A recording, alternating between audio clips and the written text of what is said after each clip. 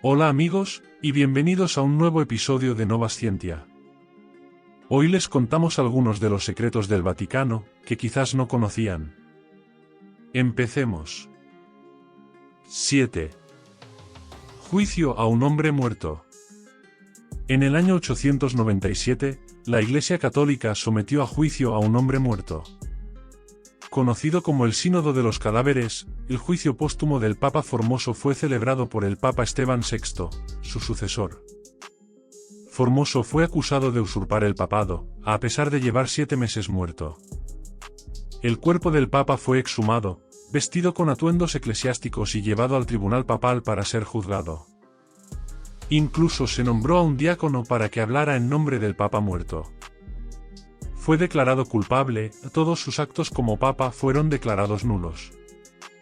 Fue despojado de las vestiduras y vestido con harapos. Se le cortaron los 3 dedos de la bendición y su cuerpo fue arrojado al río Tíber, donde los antiguos romanos se deshacían de sus infames criminales. 6. La Penitenciaría Apostólica.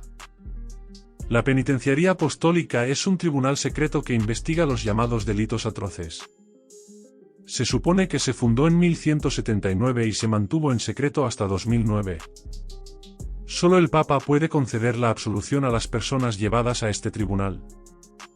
Algunos ejemplos de pecados son el intento de asesinar al Papa, que un sacerdote exponga el pecado o la identidad de una persona que se ha confesado con ellos, entre otros. El Papa actúa como jefe de este tribunal, llamado penitenciario mayor, y puede ofrecer la absolución o dejar que se mantenga la excomunión. 5. Batilix. En 2012 salió a la venta un libro titulado Su Santidad, basado en la filtración de documentos secretos del Papa Benedicto. Los documentos privados fueron filtrados por el propio mayordomo de Benedicto XVI al autor, Gianluigi Nucci. Después de revisar estos documentos, se llevó a cabo una investigación interna. La investigación reveló que individuos que no eran del Vaticano estaban chantajeando a obispos homosexuales por haber roto sus votos de celibato. El Papa Benedicto XVI renunció al papado en 2013 debido a este escándalo. 4. El Banco del Vaticano. También llamado Instituto para las Obras de Religión, IOR, se ha visto envuelto en numerosos escándalos. El más controvertido es su trato con Hitler. Gerald Posner, historiador, señala que el Vaticano recibía cada año el impuesto eclesiástico de Hitler.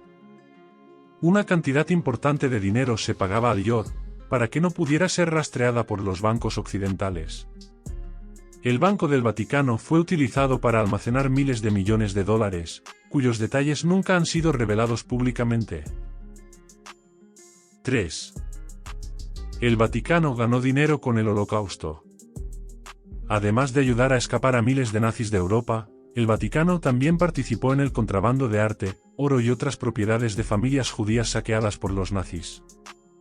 Gerald Posner, un periodista estadounidense, dice que se cree que Bernardino Nogara, el asesor financiero del Vaticano, fue uno de los espías nazis. Al parecer, instituyó un terrible plan que permitía al Vaticano invertir dinero en compañías de seguros italianas que se quedaban con los activos de los planes de seguro de vida de las familias judías asesinadas. Como el Vaticano era un inversor y no un asegurador directo, no tenía que devolver nada del dinero obtenido mediante el esquema. 2. El Vaticano ayudó a varios criminales de guerra nazis a escapar de las fuerzas aliadas. Tras la victoria de las fuerzas aliadas en Alemania y el fin de la Segunda Guerra Mundial, los nazis se vieron obligados a buscar refugio fuera de Europa. Miles de criminales consiguieron escapar a países sudamericanos, concretamente a Argentina, Chile y Brasil. El investigador de Harvard Gerald Steinecke escribió un libro que muestra documentos de viaje que apuntan a que el Vaticano ayudó a los nazis a viajar a estos países. Sostiene que se hizo con la esperanza de revivir el cristianismo europeo y el temor a la creciente influencia de la Unión Soviética. El Vaticano, sin embargo, se ha negado a hacer declaraciones al respecto. 1. El exorcismo. El exorcista más importante del Vaticano realizó más de 100.000 exorcismos. Aunque se cree que el exorcismo es una práctica que solo se ve en las películas de terror y en la Edad Media, la tradición sigue viva en la Iglesia Católica. El padre Gabriele Amort, ya fallecido, fue el exorcista principal del Vaticano. Sirvió durante 60 años y se cree que realizó aproximadamente 160.000 exorcismos. Sin embargo, el rito del exorcismo no se limita al difunto exorcista superior, sino que ha sido realizado por varios papas a lo largo de los años.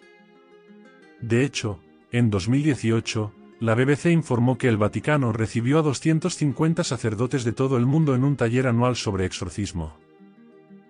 El vídeo termina aquí. Recuerda darle a me gusta, comentar y suscribirte al canal.